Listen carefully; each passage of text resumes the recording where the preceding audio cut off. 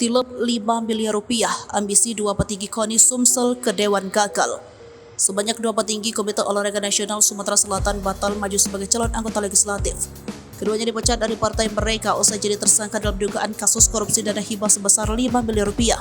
Kedua tersangka tersebut yaitu Sekretaris Umum KONI Sumsel Suparman Poman dan Ahmad Thohir, Ketua Harian KONI Sumsel periode Januari 2020 April 2022. Suparman diketahui adalah caleg DPRD Kota Palembang dari Partai Parindo dengan Dapil 3. Sedangkan Ahmad Thohir caleg DPRD Provinsi Sumsel dari Partai Nasdem Dapil 9. Nama keduanya pun telah diumumkan masuk sebagai daftar calon sementara di Komisi Pemilihan Umum.